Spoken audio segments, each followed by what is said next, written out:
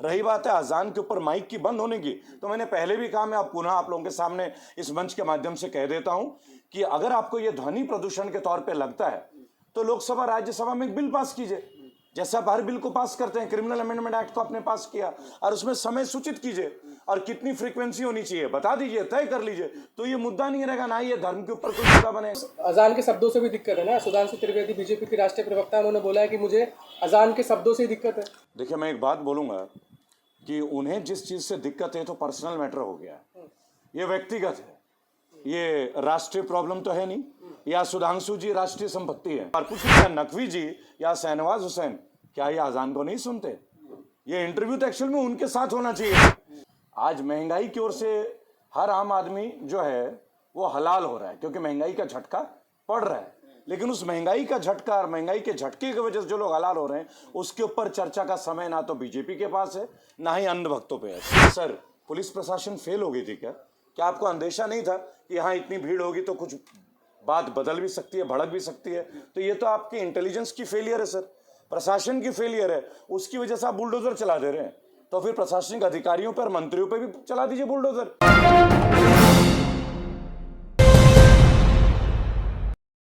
योगी आदित्यनाथ को सर हिंदुत्व का सबसे बड़ा चेहरा देखा जाता है चारों तरफ। जिस तरह से मध्य प्रदेश और राजस्थान में माहौल जो देखें आप, योगी आदित्यनाथ कह रहे हैं कि अभी उत्तर प्रदेश सबसे सुरक्षित है, मतलब राम राज आ चुका है उत्तर प्रदेश में। सबसे बड़े हिंदुओं के नेता योगी आदित्यनाथ जी हैं। नहीं, लोग कहते हैं सर। अच्छा, मुझे लगा पहले लोग मोदी जी बोलते थे, तो एक बड़ा कॉम्पिटिटिव चैप्टर हो गया ये। अगर भाजपा वालों से सवाल पूछेंगे तो लोग असमंजस में हो जाएंगे और दो खेमों में बट ना जाए, तो मुझे लगता है ये उनके लिए घातक भी साबित हो जाएगा। देखिए, मैं एक बात बोलूंगा, हिंदुत्व तो शुरू से ही मजबूत रहा है। हिंदू जो है कि बहुत ही शांतिपूर्ण धर्म का पालन हम लोग करते हैं और उसमें किसी व्यक्ति विशेष के लिए कोई जगह नहीं है, क्योंकि धर्म में अगर कोई व्यक्ति विशेष हो जाए तो धर्म बड़ा है या व्यक्ति, पहली बात तो ये है। रही बात है उत्तर प्रदेश में राम राज्य का, तो मैं एक बात आपको बोलना चाहूँगा, भगवान श्री राम, मर्यादा पुरुषोत्तम श्री राम, क्या ये किसी मनुष्य के बस में है कि उनके राज्य को चला दें और ले आए? ये बस में है किसी के? हम तो उनका अनुसरण करते हैं, हमारे रोम रोम में प्रभु राम बसे हुए हैं। लेकिन इसके लिए अगर हम बोले कि ये बीजेपी की सरकार है और वो राम राज्य लेकर आ रही है, तो ये चीज बिल्कुल अनुचित है बोलना। प्रभु श्री राम के ऊपर किसी एक पार्टी का अपना स्वामित्व कर लेंगे क्या? पॉसिबल ही नहीं है। और अगर आपको लगता है कि राम राज्य तो सबसे बड़ा क्राइम ग्राफ आज के डेट में उत्तर प्रदेश में, आप अखबार खोल के देखिए, लूट से लेके, छिनताई से लेके, मर्डर से लेके, कौन सा ऐसा चीज है जो नहीं हो रहा है? और तो अब बुलडोजर भी अवैध चल रहा है, सरकारी आदेश के बावजूद जो है जेवर में बुलडोजर चल गया, तो ये भी तो कानून व्यवस्था को ध्वस्त कर रहे हैं। सर, लगातार आप लोग आवाज उठाते रहे हैं, महंगाई हो, बेरोजगारी हो, लेकिन सर मुद्दे सर अब जो है मीट मछली पे हो गया, हलाल झटका। देखिए, मैं एक बात बोलूंगा, झटका और हलाल ये शायद हमारे जीवन के एक बहुत इंपॉर्टेंट एलिमेंट बन के अब रह गया है। आज महंगाई की ओर से हर आम आदमी जो है वो हलाल हो रहा है क्योंकि महंगाई का झटका पड़ रहा है, लेकिन उस महंगाई का झटका और महंगाई के झटके की वजह से जो लोग हलाल हो रहे हैं उसके ऊपर चर्चा का समय ना तो बीजेपी के पास है ना ही अन्य भक्तों पे है। सीधी बात मैं आपको बताऊंगा, वही तेल महंगा खरीद रहे हैं, वही खाद्य पदार्थ महंगा ले रहे हैं, वही देख रहे हैं कि हर चीज महंगी हो गई, लेकिन तनख्वाह वही की वही है, जस की तस है, स्कूल की फीस बढ़ गई है, लेकिन उसके बावजूद लोगों के जहन में एक बार डाल दिया गया कि आप पहले असुरक्षित थे, अब हम आपको सुरक्षा दे रहे हैं।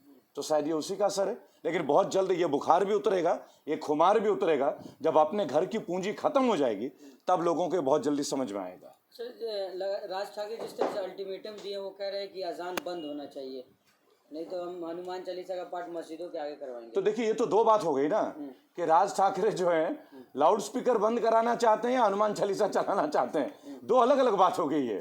वो कहते हैं कि अगर अजान बंद नहीं हुआ तो हम चलाएंगे। अरे भाई, भी चलाओ, तुम भी चलाओ, तुम्हें इतने सालों से इच्छा नहीं हुई? अरे बजरंग बली के अगर भक्त, पवन पुत्र हनुमान की जय, श्यावर रामचंद्र की जय। तो राज ठाकरे जी, आपके लिए इतने दिन से आप सोए हुए थे क्या? अरे भैया, हमारे यहाँ आज भी मंगलवार को बच जाती है, और आपको मैं नहीं जानता आप कंठस्थ से जानते हैं या नहीं है। तो अगर पॉलिटिकल काम करना है तो कुछ अच्छे मुद्दे पे कीजिए, पहली बात। रही बात है अजान के ऊपर माइक की बंद होने की, तो मैंने पहले भी कहा, मैं अब पुनः आप लोगों के सामने इस मंच के माध्यम से कह देता हूं कि अगर आपको ये ध्वनि प्रदूषण के तौर पे लगता है तो लोकसभा राज्यसभा में एक बिल पास कीजिए, जैसे आप हर बिल को पास करते हैं, क्रिमिनल अमेंडमेंट एक्ट को आपने पास किया और उसमें समय सूचित कीजिए और कितनी फ्रीक्वेंसी होनी चाहिए बता दीजिए, तय कर लीजिए, तो ये मुद्दा नहीं रहेगा, ना ये धर्म के ऊपर कोई मुद्दा बनेगा। आप इससे ध्वनि प्रदूषण के ऊपर, डिस्टर्बेंस के ऊपर अगर कोई मुद्दा बनाना चाहते हो ना, तो साइंटिफिकली वो चीज आप प्रूव करो और लोगों में ला दो, लोकसभा राज्यसभा में ले आइए। लेकिन फिर आपको जितने भी रिलीजन है भारत में, उन सभी के लिए पैरामीटर कॉमन करना पड़ेगा, किसी एक के ऊपर पर्सनलाइज करके नहीं। लेकिन उनको तो अजान के शब्दों से भी दिक्कत है ना। सुधांशु त्रिवेदी बीजेपी के राष्ट्रीय प्रवक्ता, उन्होंने बोला है कि मुझे अजान के शब्दों से ही दिक्कत है। देखिए, मैं एक बात बोलूंगा कि उन्हें जिस चीज से दिक्कत है तो पर्सनल मैटर हो गया, ये व्यक्तिगत है, ये राष्ट्रीय प्रॉब्लम तो है नहीं, या सुधांशु जी राष्ट्रीय संपत्ति है। आप मुझे ये बता दीजिए, क्या किसी पार्टी का लीडर जो है वो राष्ट्रीय संपत्ति बन जाता है क्या? आप मुझे बताइएगा। भाई, चुने हुए प्रतिनिधि को तो मैं एक बार मान लूंगा कि राष्ट्रीय संपत्ति बन जाते हैं, क्योंकि आप एमएलए या एमपी जो बन जाते हैं, बराबर। लेकिन अगर सुधांशु त्रिवेदी बोलते हैं तो फिर मुझे एक छोटी सी बात है, इनकी पार्टी में शाहनवाज हुसैन क्या कर रहे हैं? इनकी पार्टी में शाहनवाज हुसैन क्या कर रहे हैं और ये नकवी साहब क्या कर रहे हैं? इन्हें तो नहीं रखना चाहिए, इन्हें तो अपनी पार्टी में इनको भी वर्जित होना चाहिए। सबका साथ सबका विकास। कैसे सबका साथ सबका विकास? जब उन्हें हर चीज से दिक्कत होती है तो एक बार पूछ ली, क्या नकवी जी या शाहनवाज हुसैन क्या ये अजान को नहीं सुनते?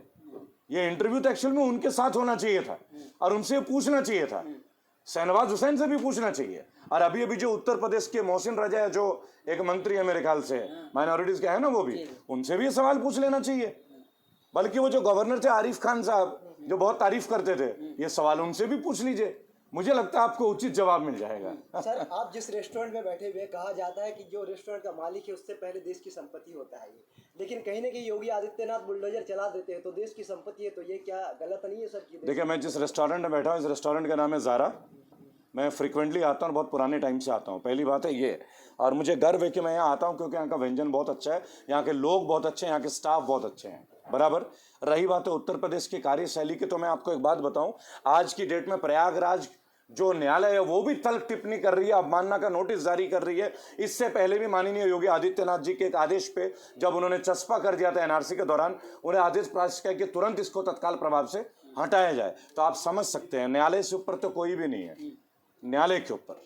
सर, मध्य प्रदेश में जिस तरह से बुलडोजर चलाई गई है बिना कोई जांच पड़ताल किए हुए, और एक समुदाय के ऊपर ही बुलडोजर चलाया गया, दोनों पक्ष, अगर कुछ होता है मामला तो दोनों पक्षों पे बुलडोजर चलना चाहिए। मैं तो एक बात समझ में नहीं पाया, वहाँ मामा श्री जी का गवर्नमेंट चल रहा है, शिवराज जी को मामा जी वो भी बोलते हैं वहाँ के लोग, बराबर। लोग कह रहे कंस हो गए वो तो। नहीं, अब वो लोग कह रहे होंगे, मैं तो नहीं कह पाऊंगा, क्योंकि हम पत्रकार हैं, एक्टिविस्ट हैं, हमारी एक सभ्यता है हमारी वाणी में। हम ऐसे इनके तरह लोगों की तरह अनाप शनाप तो बोल नहीं सकते कि रेप कर देंगे, दिस कर देंगे, ये तो उचित नहीं होगा ना, ये तो किसी सभ्य मनुष्य को जुबान से अच्छा नहीं लगता होगा। पर मैं शिवराज जी से एक बात पूछूंगा, व्यापम घोटाले का क्या हुआ? और शिवराज जी, आपकी सरकार है, पहले भी 10 साल सरकार रही है आपकी, बल्कि 15 साल रही है एमपी में। मैं एक बात पूछना चाहूंगा सर, पुलिस प्रशासन फेल हो गई थी क्या? क्या आपको अंदेशा नहीं था कि यहाँ इतनी भीड़ होगी तो कुछ बात बदल भी सकती है, भड़क भी सकती है? तो ये तो आपकी इंटेलिजेंस की फेलियर है सर, प्रशासन की फेलियर है, उसकी वजह से आप बुलडोजर चला दे रहे हैं। तो फिर प्रशासनिक अधिकारियों पर, मंत्रियों पर भी चला दीजिए बुलडोजर। ये बुलडोजर केवल गरीबों के ऊपर क्या, उनमें से भी कुछ लोग तो वो थे जिन्हें प्रधानमंत्री आवास की योजना के अंतर्गत, एक मुसलमान महिला का हमने देखा जिनका मकान तोड़ा गया, वो प्रधानमंत्री योजना में मिला था। बताइए, आप ही बसा रहे हैं, आप ही तोड़ रहे हैं, तो कैसा बसाना होगा? बीजेपी हमेशा महंगाई का ठिकरा कोरोना पे फोड़ देते हैं, क्योंकि आपने एक वीडियो देखा होगा, वायरल हुआ था स्मृति ईरानी जी का, जो अभी फ्लाइट में थी वो, और कांग्रेसी बढ़ते जा रहा है जिस तरीके से पेट्रोल और डीजल का, उन्होंने इसका सफाई दिया था कि कोरोना के कारण देश में ये हालत आई। क्या बात कर रहे हैं, तो उनका स्लिप ऑफ टंग हो गया। आज तक तो महंगाई का ठोकरा कांग्रेस के ऊपर फोड़ते आ रहे हैं, और स्मृति ईरानी जी के एक्चुअली अब लेवल बदल गया है। देखिए, स्मृति ईरानी जी के लिए मैं ज़्यादा कठोर शब्दों का तो कतई इस्तेमाल करूंगा नहीं, केवल एक बात बोलूंगा, गजनी फिल्म तो देखा होगा आपने, याददाश्त भूल जाने से टैटू। मुझे लगता है कि स्मृति ईरानी जी को भी 2-4 टैटू बना लेना चाहिए, जिसमें एक जगह लिखा रहना चाहिए कि मैं 12वीं पास हूँ, और मैंने गलत बोल दिया था कि मैं ग्रेजुएट हूँ, क्योंकि उन्होंने अपने हल्फनामे में लिख दिया था कि मैं तो स्नातक हूँ। थोड़ी देर बाद उनको याद आया, कुछ दिनों बाद, जब मामला बहुत हाई प्रोफाइल हो गया, कि मैं तो डर गई कि ये तो मुझे पता चला कि मैं तो 12वीं पास हूँ। तो जब शिक्षा मंत्री को अपनी डिग्री का पता नहीं, आप समझ रहे मेरी बात, जिस देश में प्रधानमंत्री ने चाय बेचा वो लोकेशन नहीं, वो चाय की ठेली के साथ कोई मित्र नहीं, मैं तो ये ताज्जुब कर रहा हूँ। मैं एक बात आपको आज बता रहा हूँ कि जितने भी देश हमने जीते हैं ना, आप समझ रहे हैं ना मेरी बात, जब हमने दुश्मनों को खदेड़ा है, उसमें भी शायद इनके टीम के लोगों का हाथ ना रहा हो।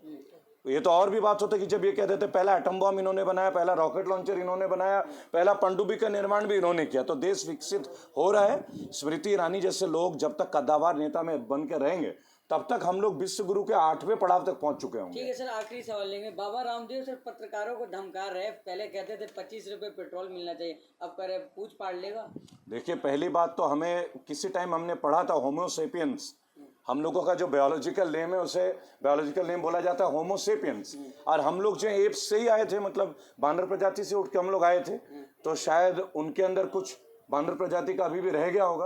वो कह रहे मेरा पूंछ पाड़ लेना, मतलब पूंछ होगा तो कुछ एरिया उनका बहुत ऐसे बहुत सारे पाए गए हैं विलक्षण लोग। आपने देखा होगा विश्व के कोने में एक लड़का, उसकी पूंछ पाई गई है, गिनीज बुक ऑफ रिकॉर्ड में उनका नाम भी है।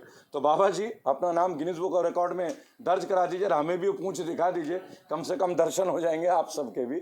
जय हिंद।